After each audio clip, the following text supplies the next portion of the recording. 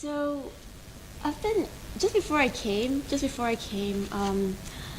what I did in London to help me prepare for coming on retreat was I went and watched the new Star Wars. So it put me in the mind of trilogies. That's what it did. It just put me in the mind of trilogies. And I suppose this is the end of the first part of the Buddhist life. You could think about this as the final installment of the early part of the Buddhist life. So what I'm going to do today is just go up to the point of enlightenment, and then if you're on the 5-day retreat, you'll just have to watch us on YouTube over the next week or so. We've been uploading these videos as we've been doing the retreat, so that people who are doing the 10 days can sort of tune in, and then just doing the next 5 days can just sort of tune in. Yeah. So we've had the story of the Buddha's early life, how he started off.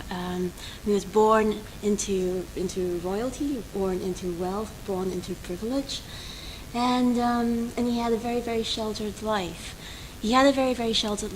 And something happened that he suddenly saw old age, sickness, death, suffering, as if for the first time. Yeah.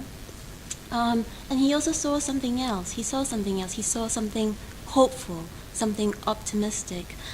He saw a holy man, a sadhu. And he left the palace. We've heard that he went in search of teachers, holy men, other holy men that he could learn from.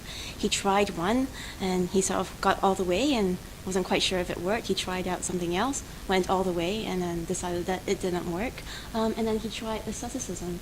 And it sounds like he kind of pretty much went to the brink of death, and then decided that didn't work. And then he sort of gave that up as well. He gave up leadership several times, with his father, with the different spiritual communities. He gave up fame, when he started eating when he accepted the rice pudding. At that point, he had disciples, and they left him. They left him for eating a meal, and he sort of gave up that sort of that sense of being part of something, being lauded for something. He gave up his fame. And then he remembered that spontaneous mystical experience from his childhood that Sadhu so beautifully sketched for us, that moment under the rose apple tree where time stood still and the shadow of the tree didn't move. And then he thought, that's the way. That's the pointer. Yeah. So where Akashamitra left us was at the foot of the Bodhi tree. And there's so many things that one could say about what happened to the Buddha at the foot of the Bodhi tree. We can sort of talk about the destruction of the biases, the seeing through into reality. But I think I'm going to continue along this mythic theme and just tell a story, the kind of story that I like. I probably gave myself away when I said I went to watch Star Wars. In fact, I wanted to watch it so much I actually went on my own in the middle of the day. So I probably gave myself away that I like stories with action. I like stories where there's a quest. I like stories that are adventures. I like stories where there's good and evil. I'm not the sort of person that goes to French art house films. I like something to actually happen.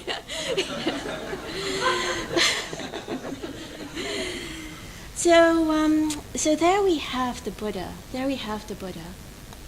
And he's sitting under the Bodhi tree. And the Akashamitra alluded to this. So just before the Buddha sat under the Bodhi tree, he resolved that he would sit, he would really meditate. He would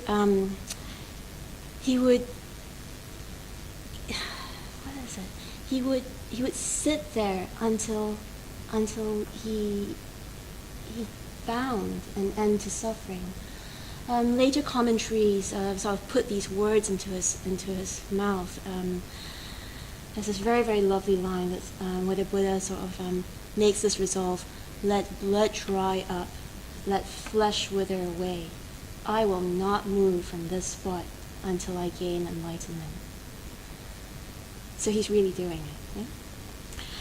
And then at this point in our story, there appears the baddie. Yeah, there appears the baddie, and the baddie in the story is Mara. Yeah, Mara Papian. So Mara is the sort of embodiment of evil, evil in the world. It's a sort of a Buddhist personification of the devil, a demon. In a way, he's like the demon par excellence. He is truly evil, and he's said to rule over the world of sense desire. In a certain sort of way, our world. Yeah, he rules over the world of wanting, of greed, of materialism, of consumerism. He rules over the world of little petty nastiness. He rules over the world of irritation, of anger, of rage, of violence, and of war. So Mara is bad news. Yeah? So there's Mara, and Mara is kind of omniscient, as these baddies usually are. They know what's going on. Mara knows what's going on, and he sees that the Buddha is just about to gain enlightenment. Somebody's made a resolve to really find an end to suffering, really find an end to Mara in a way. So what Mara does is that he gets worried. Mara gets worried. Mara gets anxious. He's like, no, the Buddha can't leave. The Buddha can't leave the world of suffering. The Buddha can't leave the world of sense desire. He's got to stay. He's got to stay. So Mara gathers up his forces. He's got sons and he's got daughters. He gathers up his forces and he goes and he confronts the Buddha. Yeah? He goes to confront the Buddha. So the first thing that Mara does is that he sends his army. He sends his army.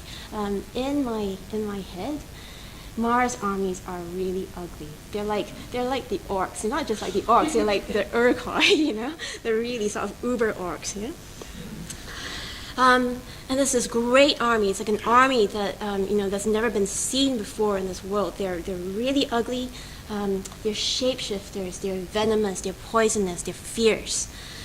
And they bear weapons, they bear spears, they bear clubs, they bear mountains, not just little rocks, but mountains, giant things. And it's like weapons of mass destruction. And they go and they confront the Buddha. And then they sort of line up in front of him, and then they roar their war cry. The ground trembles with Mara's, with the sound that Mara's armies make. And the Buddha just continues meditating.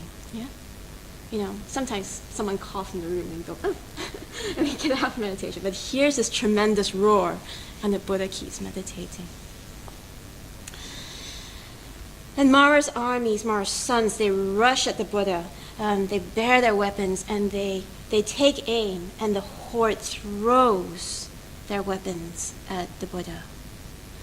And something really, really curious happens. Something really curious happens as the weapons start to fly towards the Buddha. They sort of pass through the Buddha's auras, and they the Buddha's aura, it transforms the weapons, the spears, the javelins, the bullets, the mountains, the rocks. Everything just transforms into flowers, and they fall to the Buddha's feet like an offering, yeah? Like a carpet of offerings. So the army, the hordes just sort of, what's just happened? And basically they've been defeated. They've been defeated, and they slink away in disgrace. So they go back to Mara, and of course Mara's really pissed off with them. Mara's really pissed off with his son, really pissed off with the generals. So what he does is that he plays his next card. He sends in his daughters. Yeah, he sends in his daughters. He sends his daughters to seduce the Buddha. Yeah? There are many daughters. Mara's got many daughters, and they're all beautiful. They're all beautiful. They're sensuous. They smell like passion. They flirt. They dance. They make all the moves. Yeah, their best moves. I'm sure you got moves as well. But the Buddha just sits there. The Buddha just sits there. They sing to him. They call to him. They, they sort of serenade the Buddha. But the Buddha just continues meditating. He doesn't even flicker one eyelid. And thus, Mara's daughters are also defeated, and they slink away humiliated. But Mara's got one more card to play. He's got one more card to play.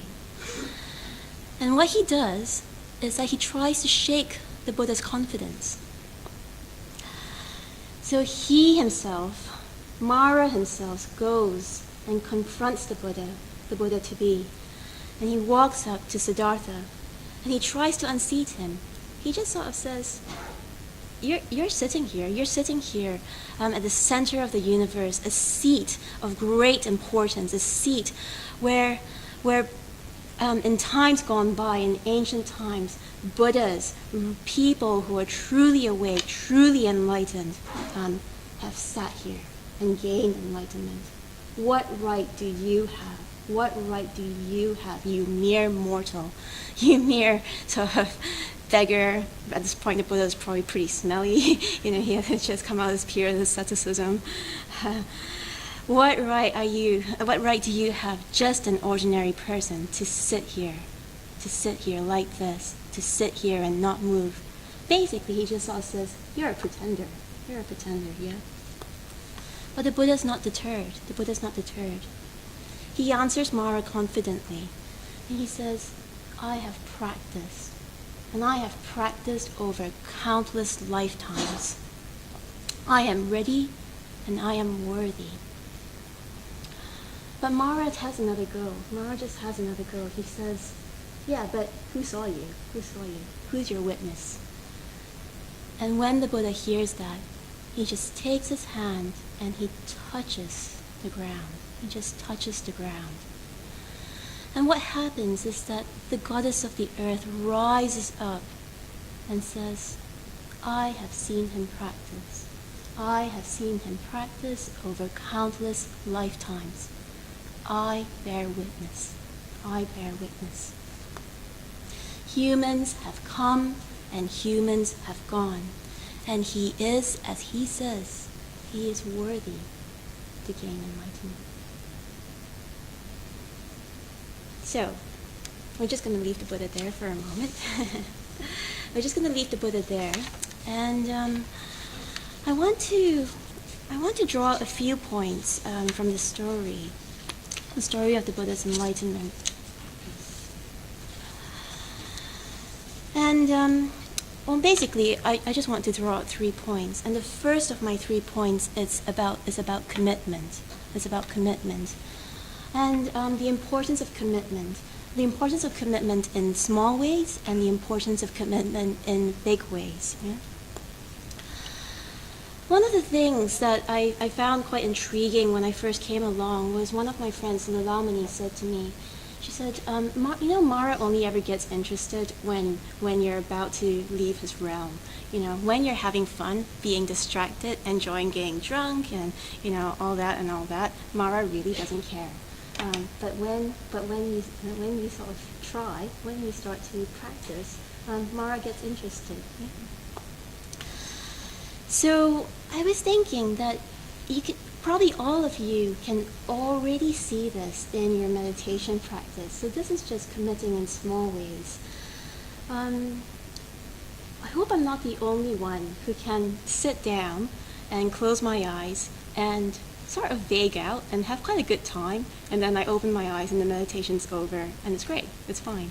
Nothing happens, nothing quite happens, but nothing terrible happens. And I sort of see a few of you nodding, so I think you can just sort of like sit down and not do very much. And in a certain sort of way, you don't even notice any discomfort. You don't even notice your thoughts because you're just gone. You're just gone. Well, I'm just gone. Yeah. And when we're happy in distraction, we are really happy. One thing I've been struck by just running this Life with Full Attention course is that even if we're the victim of our story, the stories that we tell ourselves in our distractions, even if we're the victim of our story, we're kind of happy because our story makes sense of our world. Yeah. So, even if the story is one of like being quite self-critical, like, oh, I can't really do this, it's not really happening, or, why doesn't anybody love me? Everyone else gets praised, but no one seems to notice me, and I'm kind of invisible. Even if we tell ourselves that story, at a certain level, we're quite happy because it makes sense of the world. We sort of make sense of our experience through our narratives, through our stories, the stories that we tell ourselves. And we're quite happy. We're quite happy in that distraction. And probably for most of you, I definitely know this for myself. Before I started meditating, I never thought that I had that many thoughts. I just had thoughts, and I was quite happy having thoughts. And even if my thoughts were mainly junk, I was quite happy having them. But once we commit to meditating, like actually meditating, once we commit to actually engaging with our experience, once we commit to actually working with our minds, we start to notice our narratives, basically. We notice our discomforts. Basically, Mara starts to attack us. Mara starts to attack us because we've committed ourselves. And it's only when we really commit ourselves to meditation, it's only when we sort of intend to work on our minds, intend to follow the breath, intend to get to 10, and get to 10 several times, not just once. It's only when we make that intention that we actually start to notice Mara. Yeah. And it doesn't only just happen in small ways. It happens in big ways as well. Commitment is essential. Commitment is essential in life. And I think I started out my sort of adult life as quite a driven person, quite an ambitious person in many ways. And I'm not quite sure, despite working in banking, if my commitment was to making money. I don't think it was really. I think my commitment was to being excellent. Yeah, it was to being excellent, to being good at what I did. And investment banking seemed to be quite a not virtuous. Like something that requires virtuosity, something that requires skills. I went to a university and the banks do a milk round, and they sort of seem like the glamorous job, the thing to do if you're ambitious. So I went and did that. So I wasn't particularly driven by the ideal of like making loads of money and retiring at 40, but I wanted to be good. I wanted to be good at what I did. But the problem with committing to something that's quite, in a certain sort of way, not big enough, is that it is never enough. Somehow, even this committing to excellence isn't quite enough because I was doing it in a sort of odd way, doing it through trying to be good at my job. So what we need is an ideal that we can commit to that can include all of ourselves. Sometimes Maharandu reminds me that when I first came to Triratna, I was quite a split person. So there I was doing my banking job, but there was also a part of me that wasn't really quite fed. And what I do at weekends is I go and hang out at this contact improvisation place. Some of you are going like, ew. Yeah, it was ew. Contact improvisation is a kind of a form of dance that some people take in quite a spiritual way. And I can see that it could be, but sometimes it just descends into like rolling around on the floor in a sweaty heap and feeling like people are trying to touch you up, but not really. Like in a spiritual way. It was quite split, you know. It was quite split. So like there I was in my high heels and like mini skirts and making presentations during the weekdays and then the weekends. It's like, yeah. But so we need something that's going to be big enough to hold all of it, so that it doesn't sort of squish out in an odd way, it doesn't squish out in a funny way. That everything, if we commit to something that's big enough, all of us can be taken in. You know, whether it's writing poetry or dance or drawing, something that includes a sense of community and connection and love, and actually a way to live it out in our lives, and not just ideals, not just sort of like heady ideas abstracted from our actual experience, but something that we can do, something that we can actually commit to in a big way, but also in the small little ways, whether it's walking from one point to another, or just being with people. Yeah? And I'm saying all this because what you commit to, it doesn't have to be Buddhist. Yeah, it doesn't have to be Buddhist. But it's essential to commit. It's essential that you commit to something and not vague out in life. Yeah? It's essential that you do commit to something. But for Buddhists, the thing that we commit to is the three jewels: the Buddha, as the embodiment of our potential, the Dharma, that is his teachings, and the Sangha. And the Sangha can manifest as the Arya Sangha, it's of the noble Sangha of the Buddha's enlightened disciples, and also our Sangha. Our Sangha here. So Sangha just means something like the community of practitioners. And over the last 3 or 4 days, that's what we've been. We've been a community of practitioners. And Maitri Bandhu sort of exhorted us on the first night to serve each other.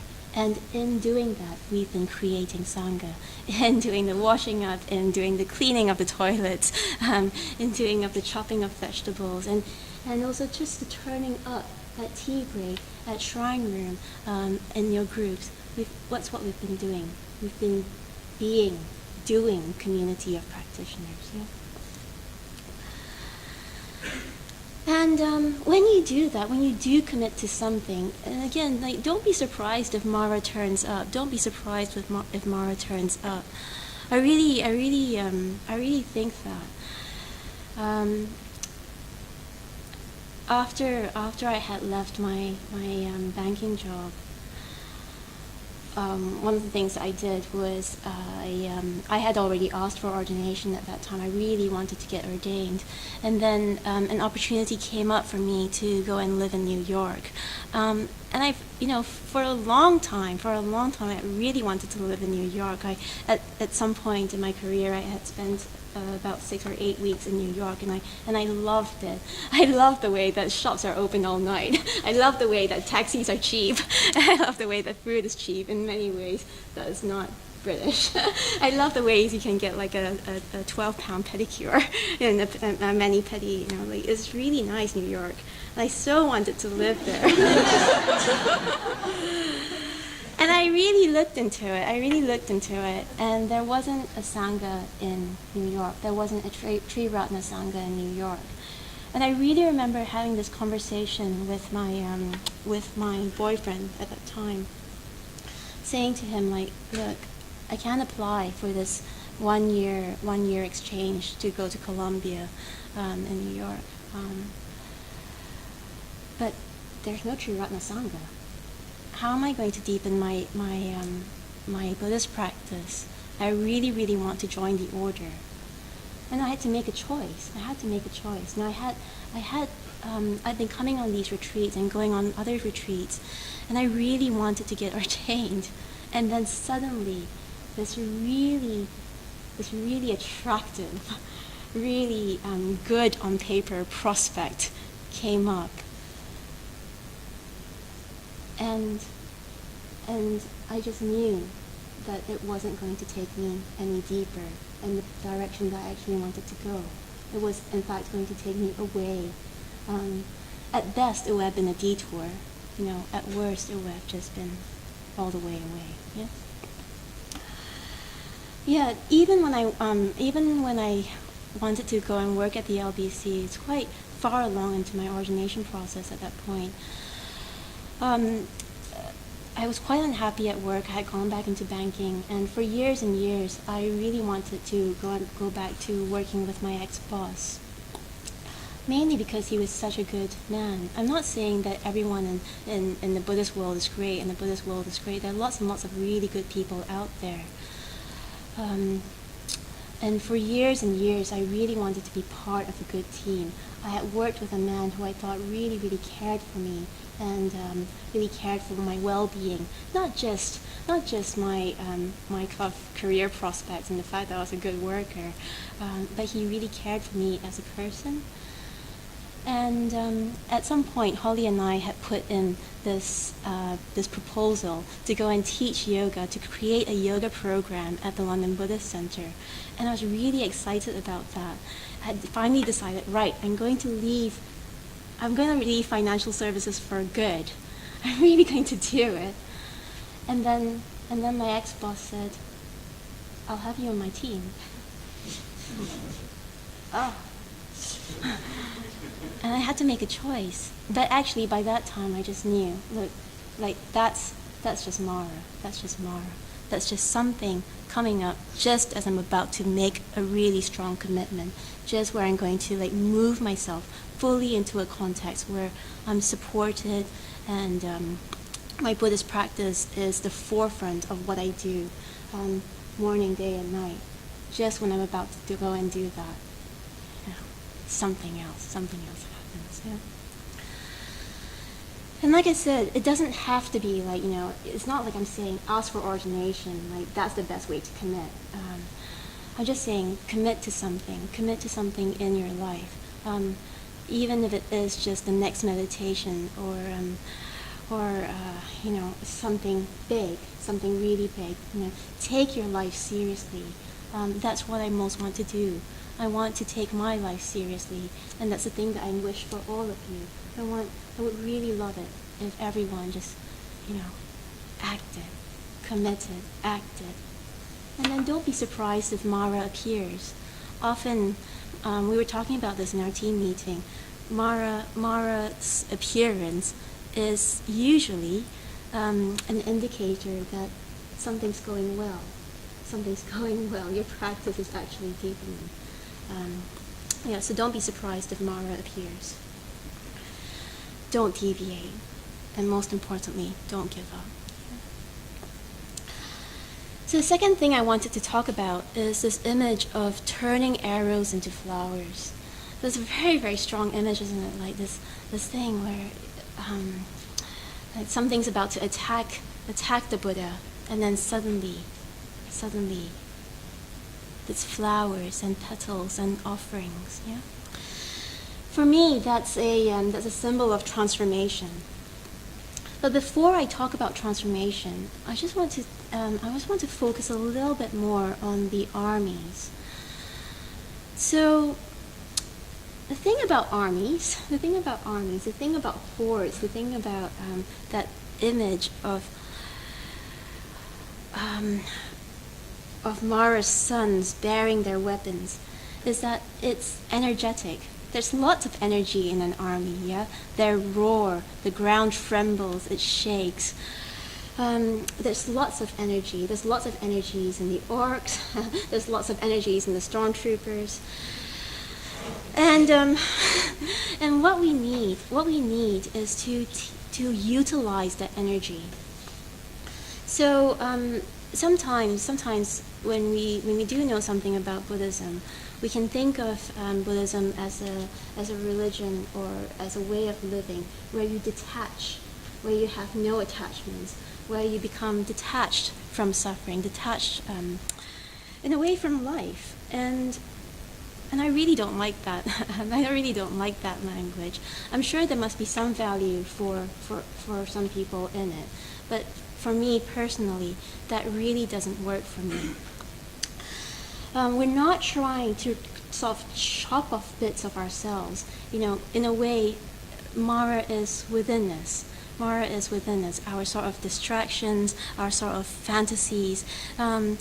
There's a lot of energy in romantic fantasies, and you have that energy. It's within you. There's a lot of energy when we get into arguments with people in our heads in meditation. We need that energy. Probably all of you have already noticed what a sort of physical thing meditation is. It is physical. You do need to be fairly fit and fairly robust to sit for a long time, yeah? And what we need in life, what we need in spiritual life is to get more energetic in a way. We need more energy, we not less. If we're really going to go all the way, we need all the energy that we have, like 110%, yeah? Yeah. I mean, despite going to Catholic school, I don't actually know very much about Christianity. But I do remember one story, which is about St. George slaying the dragon. Do people know that story? There's a saint, St. George, he's patron saint of England, and there's a story of him slaying the dragon. And the dragon's a symbol of something evil. And I find it quite interesting to sort of contrast that with the image of Mara's armies, because in a certain sort of way, the Buddha doesn't sort of go, detonate some sort of sonic bomb that kills all of Mara's sons. He doesn't do that. He just sort of transforms. He transforms the weapons. This transforms the rocks, the javelins, the spears, the clubs, all of that into flowers. And I think there's something in that we're not trying to sort of get rid of parts of ourselves. We're not trying to we're not trying to chop off. What we're trying to do is sort of bring all of ourselves along and shepherd the energy into something beautiful, into something worthwhile, into something that actually, to make something of our lives, if you like. So I'm just going to say one thing, and I hope it will make sense. I don't quite have enough time to unpack this, but it's a bit like we need to really feel into the attack of Mara. We really need to feel into the difficulty and then transform it. And if we can do that, what happens is that we bring the energy with us. We bring the energy with us rather than sort of chop it off, or block it, and then it just sort of squeezes out somewhere else. Yeah? And the other thing about this image of turning arrows into flowers is that the Buddha just sits there. At the same time, he's not passive. Yeah, so it's not an image of passivity. I think that's the other thing that Buddhism can come across as, is that it's quite a passive religion. You go on retreat, which all sounds like a spa. Retreat's not even such a good word for retreat. I don't know about you, but I feel like I've been working quite hard, And sometimes we can think of Buddhism as being compassionate in a sort of there, tea and sympathy sort of way. We do actually seem to drink a lot of tea, we even have timetable tea breaks. And tea and sympathy does have its place. But compassion, true compassion is not about that. Yeah, it's not about the funny sort of niceness where you kind of appear to let people walk all over you and then get resentful on the side with your roommate, at night in the silence.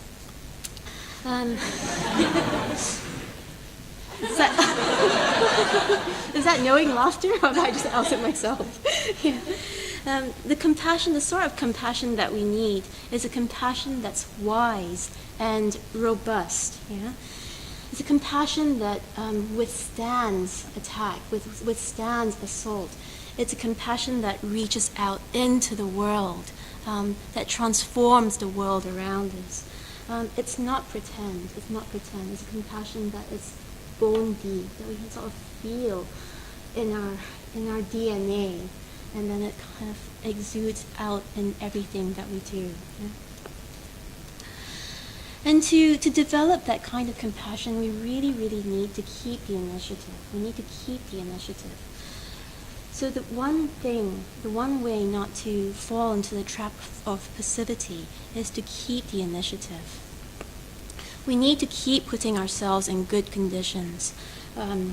We need to put ourselves in conditions that actively encourage the best in us to come out. It's very, very difficult, I think. Maybe all of you are people who walk around London and smile at people. But have you noticed that on this retreat? You just walk around and people smile at you. Maybe you're that sort of person in London anyway, but for me, I think it's particularly noticeable. And that's because everyone does it. Everyone smiles and looks at you in the eye when you're on retreat. And then we do that too. Then somebody smiles at us and they look at us, so we smile at the next person. And then in that way, we grow, yeah?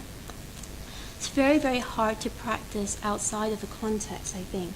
So what we really need to do is to keep putting ourselves in the best conditions. So I work at the London Buddhist Center, and the main sort of thing that I do is yoga.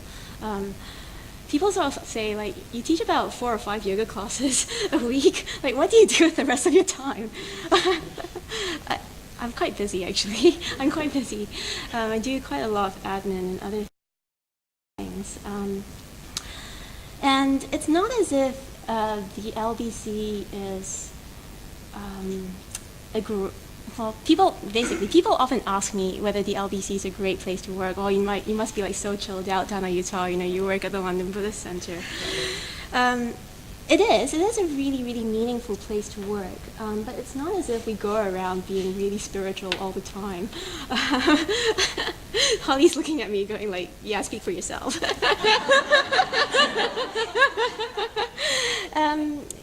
It is a working environment, and in every situation, of course we go through our ups and we go through our downs, we go through our difficulties. It's not as if Buddhists never have arguments. Actually, some of the best arguments I've seen are between Buddhists, because they do it well. They do it well, they don't sort of, they actually do it, rather than, do the English thing of, being quiet and resentful. I hope that's okay to say. Buddhists actually do it. They do honest collision. Yeah, the Buddhists do honest collision. So it's not as if working at the LBC is sort of like plain sailing, like a glass-like sea. It's not. But the thing that I love about working at the LBC is that it's meaningful. So what we do is we study. We study together. We study the Dharma together. We try to sort of relate to each other, where we bring out the best in ourselves, not the worst. I've worked in situations where there's a lot of swearing, and I just then swear. I've worked in situations where there's quite unhealthy competition, and then I'm competitive. So I really, really need to put myself in situations where the best in me can be seen, even when it's painful to see it. Yeah, even when it's painful to see it. So do put yourselves in meaningful situations. Do put yourselves in conditions that are good. Keep the initiative going. Because what we really need to do is that we need to transform. We need to transform those arrows. And if we can do that, they become offerings. We haven't talked much about this. Well, Machabandu talked a little bit about the symbolism of lighting a candle a little bit last night. Candles, these little tea lights, aren't the only offering that you can make in Buddhist ritual. You can make all sorts of different offerings. And they're symbols. They're symbols for something, In our puja workshop, somebody asked if we can sort of do it out of gratitude. And yes, you can. You can do it out of love for the Buddha. Well, yes, you can. You can do it out of love for your teachers or for a friend who's struggling. But when I make offerings, and this is a bit personal to me, what I'm trying to do is to offer myself, is to really offer myself. And sometimes I'm a bit disappointed with the offerings that we're allowed to give, because sometimes a tea light just doesn't seem quite meaningful enough. Because what I really want to do is to offer myself. I want to offer my time, my energy, everything that I am, in a way, my whole life to this, my whole life to the path of transformation. And sometimes we can think of transformation as becoming a more ethical person, and ethics can sound like it's about recycling and giving to charity, really making sure that you clock your carbon footprint and don't fly too many times, or at least plant lots of trees. You can sort of think about it as taxes and gift aid, and really being a good, upright citizen, and worrying about who's in charge of the state of the world and things like that.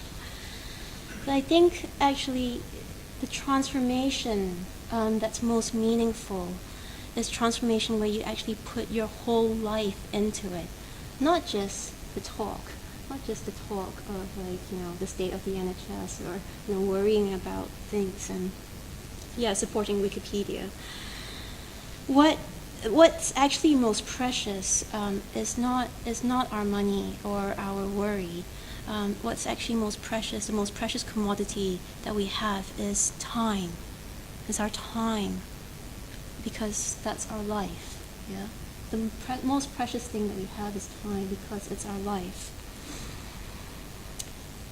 And what we need to do, I think, I feel like I need to give my time and my life to this. If I really want to change, I really have to give all my time, all my life.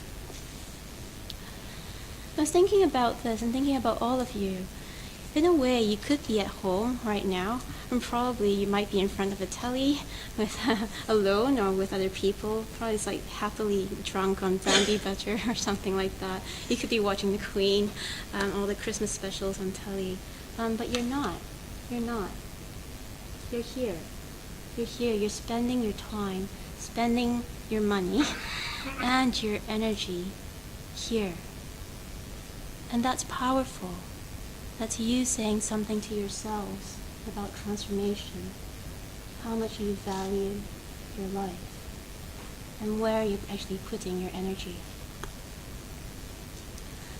I think retreat just isn't quite the right word, because a retreat sort of sounds like you're taking a step back, but actually this is the most important work. Because if you can really transform your mind, then everything outward can then be transformed. And if we can really transform our lives, then our lives become an offering to the ideal, an offering to the thing that you've committed yourself to.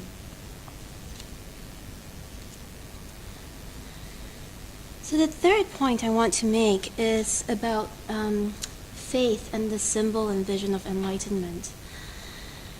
So this is a point where I have to say, a bit like Akasha Mitra, I don't know. So it's really, really hard to talk about, because enlightenment isn't something that I know in a certain sort of way. But we have glimpses Sakasha Mitra very sort of generously and beautifully evoked it in his talk last night, about the portals that can open up where suddenly the world makes sense. And they are just portals for that moment because they close again. We have glimpses, and I think even the glimpses are really hard to talk about. A few years ago, I was on a solitary retreat in Spain, so where you go on retreat by yourself. And what I was trying to do was to do quite a lot of meditation. And I was doing a particular practice where I was kind of visualizing Buddhas and Bodhisattvas and doing quite a lot of prostrations. And I had a meditation experience. So something happened, and I felt like I had a glimpse. And it's really hard to say what it was. The only sort of sentence, descriptive sentence I have in my head is that I saw reality and it smiled at me. And yeah, even saying that doesn't, it's kind of meaningless. Reality smiles. You might as well say the cow is in the field, in a certain sort of way.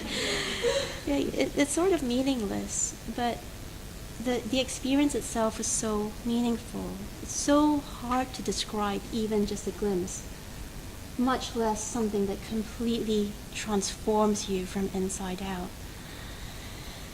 So I thought one way I could talk about it is to talk about faith and faith in Buddhism. So the Buddhist word for faith is shraddha. So shraddha. We've actually encountered this word before in Sadhaketu. So Saddha in Sadhaketu is the Pali form of the Sanskrit shraddha. And it's translated as faith. It's also translated as confidence.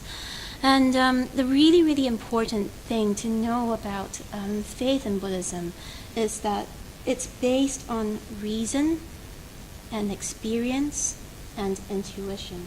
I think it's really, really important because we don't leave reason behind in Buddhism. It's not, in a certain sort of way, like Buddhism isn't a belief. You're not believing something. You do sort of take your reasoning faculty along with you in that. And we test the teachings against our experience. So we need to have faith that the path leads to freedom. And that means we actually need to know the path, which means that we need to know who the Buddha is and what he taught. So you do need to do some study. You do need to read about Buddhism. You do need to sort of listen to people talk about Buddhism and what it actually is, and see if you can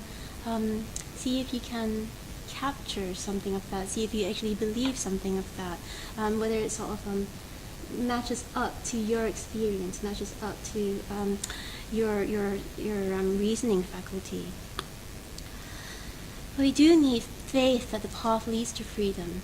And I find it quite interesting because in a certain sort of way, we're in the same position as the Buddha. As Akasha Mitra pointed out last night, he didn't really know enlightenment existed because no one told him that, no one taught him that. But in a way, we're in a better boat. We're in the same boat as the Buddha, but in a way, we're in a better boat because we do have the Buddha. Yeah. So he didn't know, and he kept feeling his way into it. We're sort of in that situation as well because we don't know, and we're sort of feeling our way into it. But we're in a slightly better situation because the Buddha taught, because there are teachings of the Buddha.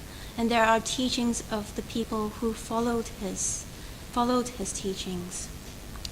There are people who have gone before us, and even better still, there are people who are treading the path with us. There are people who are a little bit ahead of us who can sort of tell us and teach us and guide us. And there are also people who are less experienced that we can help. All of you have people who you can help. And that will sort of inspire you and move you on.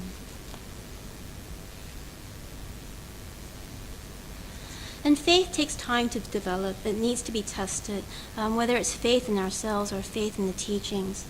I was going to tell you something, but I think I might just leave it. Actually, no, I am going to say it. Because I think if you haven't already encountered something that you don't agree with in Buddhism, you soon will. Sometimes people can read the Pali Canon and it looks pretty down on women. And if there's any ounce of feminism at all, you'd be like, oh, I don't want that. I don't want that. That's not part of my Buddhism. And then there can be that temptation to sort of pick and mix. Maybe I'll go and find something else and sort of like keep up my meditation practice as well and sort of like dip in and out to Wednesday nights at London Buddhist Center. But go back to the thing about commitment and look at the people around you. I mean, I've read things I just thought, I just really don't know about this. But what spurred me on, what's kept me going, is looking at practitioners around me, mainly sort of wise women, really, wise women around me. And I think that, Dhammadinna's no fool. She's really, really wise. And if she can follow this, I can put my faith in her, even though I'm not quite sure about it yet.